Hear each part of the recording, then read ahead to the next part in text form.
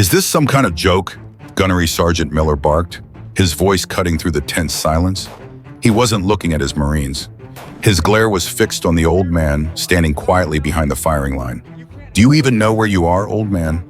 Dean Peters, 82 years old and dressed in worn jeans and a faded work shirt, did not react. He held a long cloth-wrapped object in his hands, his posture relaxed, but his eyes sharp. They missed nothing. He watched the flags on the range, each one telling a different story, a symphony of chaos that the young Marines' advanced equipment couldn't decipher. This is an active live fire range for force reconnaissance snipers, Miller continued. Stepping toward him, Miller represented everything modern warfare had become. His tactical vest bristled with technology, a ballistic computer strapped to his wrist worth more than most cars. His custom rifle leaned nearby, carbon fiber and optics costing a fortune. This is restricted military space, Miller said sharply. Civilians are prohibited. I don't know how you got past security, but leave now before I have you arrested. Dean's pale blue eyes drifted from the target back to Miller. There was no defiance, just quiet observation. The wind is tricky today, Dean said, his voice at a low rumble. It's not just one wind, it's three. Miller laughed sharply, dismissive. Several younger Marines shifted uncomfortably. They'd been here since dawn, burning ammunition and patience. Their advanced Kestrel wind meters gave conflicting readings all morning. Ballistic computers spat solutions that sent rounds everywhere but the target. The steel silhouette at 1,42 yards might as well have been on the moon. This exercise simulated impossible shots from Afghan mountains or Iraqi deserts. Right now, the impossible was winning. 3 wins, right? Miller said, crossing his arms. Listen, Pops, I appreciate folk wisdom, but we're dealing with Coriolis effect, spindrift, transonic instability, and barometric pressure shifting every 5 minutes. This isn't about wet fingers and hope. It's science about this. Dean's expression stayed neutral. That computer, he said, quietly, nodding at Miller's wrist, can't see the thermal updraft from those boulders at 1,000 yards. Can't feel the downdraft from that ravine on the left. The flag at the target is lying, shows left to right, but the valley redirects current the opposite way about 200 yards before target. You're solving one problem, Gunny, but the bullet flies through 3 different worlds.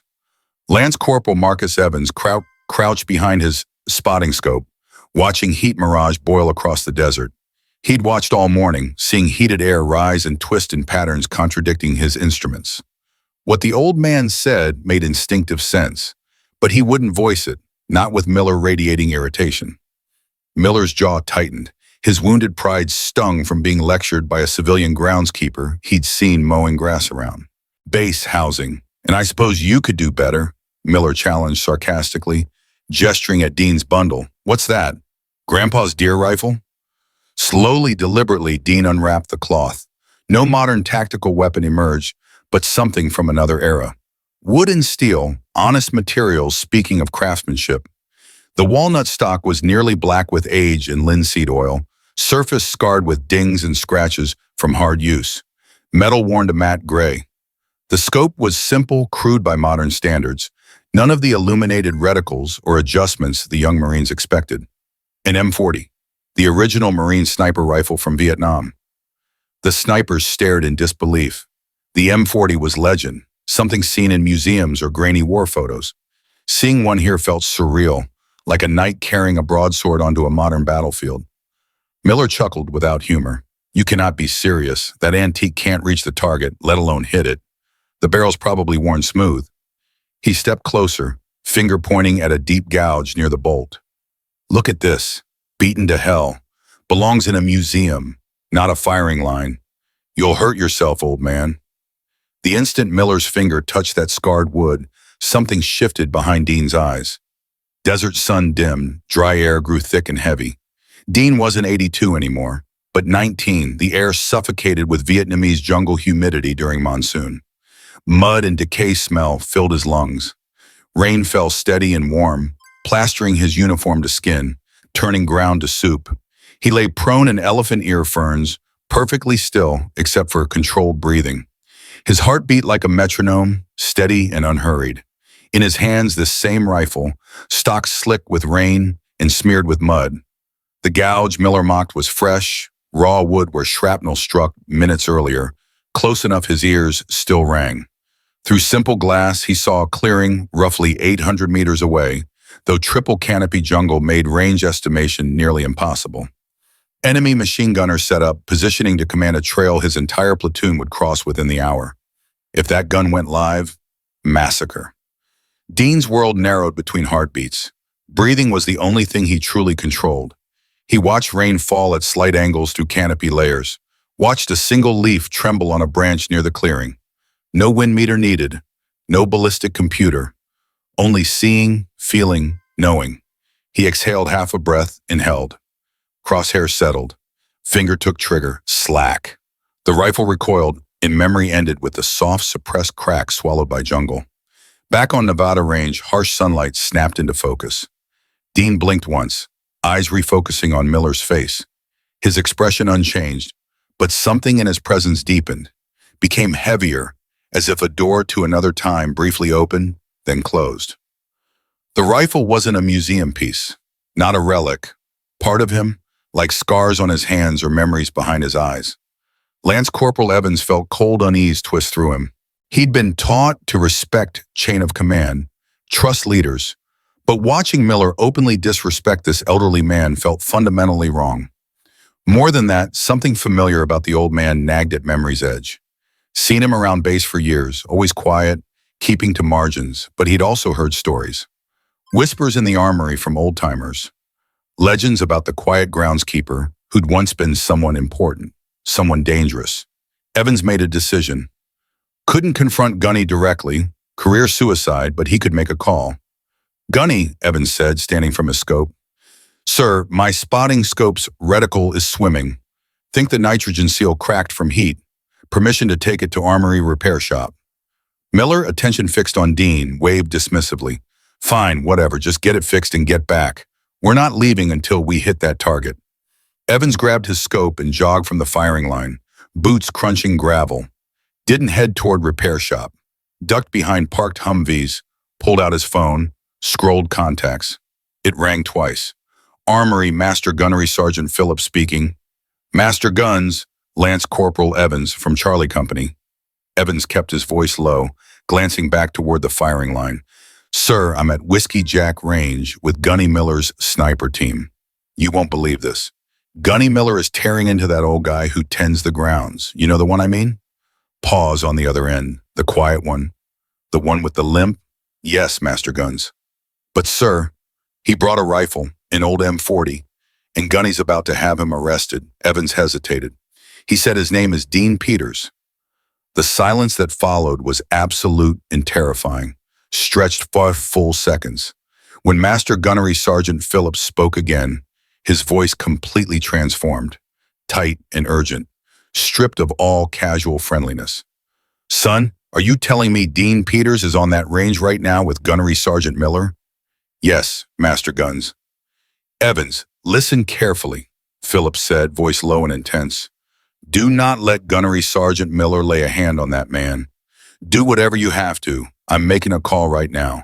Just keep them there." The line went dead. Evans stood behind the Humvee, heart pounding, with a distinct terrible feeling he'd just lit a fuse. Colonel Marcus Hayes, commanding officer of the Marine Raider Training Center, sat in a conference room reeking of stale coffee, trying to stay awake through a budget presentation that made combat seem preferable. His aide, a young captain with worried expression, knocked once and entered without waiting, his face pale. "Sir, apologies for interruption, but priority call on your direct line from Master Gunnery Sergeant Phillips at Main Armory," the captain said quickly. "He said to tell you it's a Whiskey Jack protocol." Colonel Hayes frowned. No such thing as Whiskey Jack protocol existed in any manual, but he knew Master Guns Phillips. The 30-year veteran didn't engage in drama or exaggeration. If Phillips used urgent language, something was seriously wrong. Hayes picked up the phone. "This is Colonel Hayes." He listened. His posture slowly changed, straightening, knuckles turning white, gripping the receiver. "What?" he said sharply. "At Whiskey Jack Range? With whose team?" Pause. "Say that name again." Long silence. Hayes's eyes widened, genuine shock washing across his features. "Are you absolutely certain?" He listened another moment, then slammed the phone down hard enough to crack plastic. "Budget meeting forgotten." "Captain," Hayes barked, already moving toward the door. "Get my vehicle now. Tell the base sergeant major to meet me at front entrance in 2 minutes.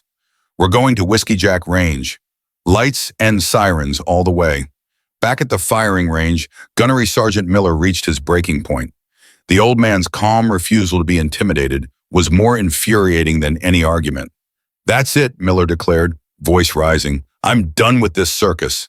He stepped closer to Dean, deliberately invading personal space. "Sir, I'm giving you a direct, lawful order to vacate this military installation immediately.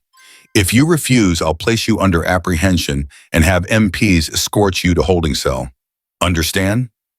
To emphasize authority, Miller reached out and placed a firm hand on Dean's shoulder, intending to physically guide him from the firing line. "You're interfering with live fire training and endangering my Marines. We're done talking." Dean didn't move, didn't flinch or pull away, simply looked at the younger Marine's hand on his shoulder, then slowly raised eyes to Miller's face. The look in those pale blue eyes wasn't anger, wasn't fear. Something much sadder, profound, bone-deep weariness, as if he'd seen this scene play out 1,000 times in 1,000 forms. That was when the first siren cut through desert air. Started as distant wail, sounds so out of place on this remote range, every head turned in unison. Dust plume rose on the dirt access road from main base, growing larger, closer. Not just one vehicle, a convoy. 2 black command Humvees flanking a military police cruiser, light bars flashing silently in brilliant sunlight, tearing up road at speed, sending rocks flying. The convoy skidded to halt just yards from firing line, doors flying open before vehicles fully stopped. First man out was Colonel Hayes, digital camo uniform perfectly pressed, bearing commanding respect through presence alone, but face a mask of cold, focused fury. Right behind came Base Sergeant Major, barrel-chested man forged from iron and bad temper. Entire range went silent. Young snipers snapped to attention as if electrocuted. Gunnery Sergeant Miller froze in place, hand still on Dean's shoulder, face cycling through confusion, realization, dawning horror. 15 years in the Corps, 3 war zone deployments, seen combat and chaos, but never once seen base commander and sergeant major arrive anywhere with this speed and intensity. Colonel Hayes ignored Miller completely, eyes locked onto Dean Peters like a laser designator. Cross distance in long, purposeful strides, boots crunching gravel, stopped directly in front of the old man, gaze dropped to Miller's hand still on Dean's shoulder, eyes narrowing into dangerous slits. Miller jerked his hand back as if burned. Then the impossible happened. Colonel Marcus Hayes, full-bird colonel commanding one of the most elite training facilities in the entire United States Marine Corps, brought himself to attention and rendered the sharpest, most perfect salute Miller ever witnessed. Spine rigid, arm locked at precise angle, entire bearing radiating absolute respect. "Mr. Peters," the colonel's voice rang across silent range like a bell.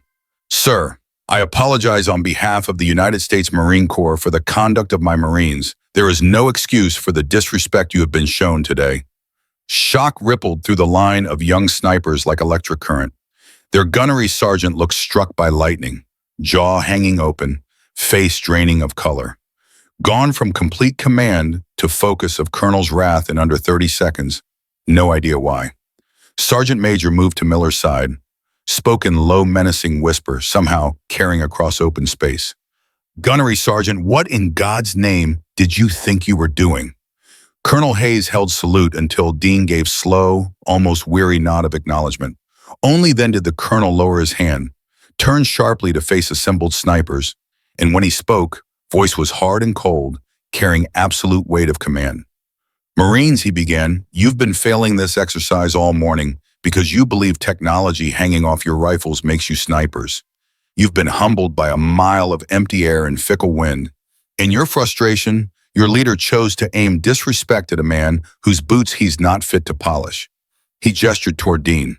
"For your education, allow me to introduce the man you've been disrespecting." This is Chief Warrant Officer 5 Dean Peters, retired United States Marine Corps. He literally wrote the field manual on extreme range shooting in variable wind conditions, the same manual you're all currently failing to apply. In Vietnam, the enemy didn't have names for most American snipers, but they had a name for him. They called him the Ghost of the Ah Chau Valley. The colonel's eyes swept across young faces, now frozen in awe and horror. Mr. Peters holds the third longest confirmed killer shot in Marine Corps history, a shot made during a monsoon with crosswinds that would make today's conditions look like gentle breeze. And he made that shot, the colonel paused for effect, with the very rifle your gunnery sergeant just called a museum piece. He turned back to Dean, voice softening. Mr. Peters, sir, would you do us the honor of showing these young Marines how it's done? Dean nodded slowly, walked to vacant firing position, not with crisp movements of younger men, but slow economical grace born of long experience. Settled onto shooting mat, arranging himself behind the old M40 with ease of long familiarity. Didn't use bipod, rested rifles worn forestock on his battered canvas rucksack. Took several slow breaths, eyes traveling entire range length, reading the air itself.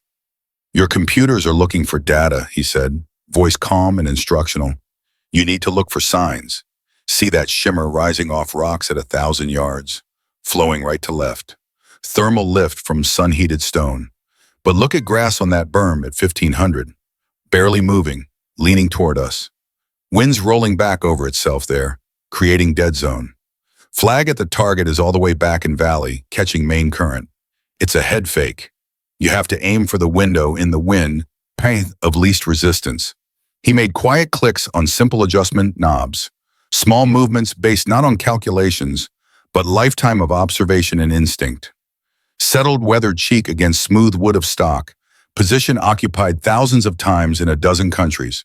Took deep breath, released half, an entire world seemed to hold breath with them. The crack of the old M40 was sharp and clean, sound from another era. Every Marine swung optics toward distant target. For 2.5 long seconds, nothing but wind whisper and hammering hearts. Then, faint but unmistakable, sound returned across shimmering mile of desert air. Clear, perfect ring of copper-jacketed lead, striking hardened steel. Direct center hit.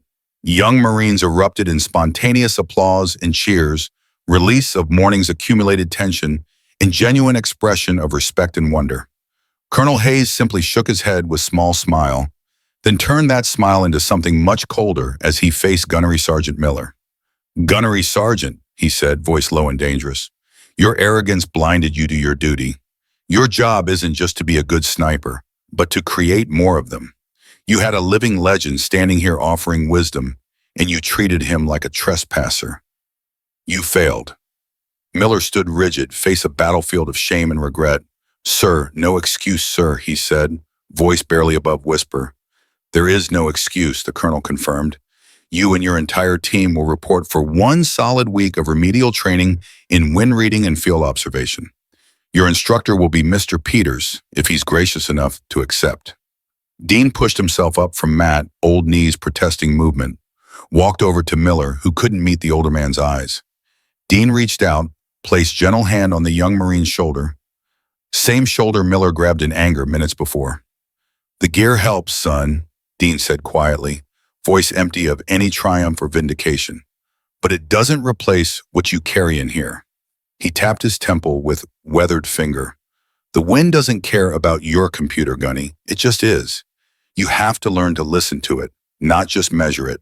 If you found inspiration in this story of quiet, courage, and timeless wisdom, make sure to like this video, share it with someone who needs to hear it, and subscribe for more stories of America's unsung heroes.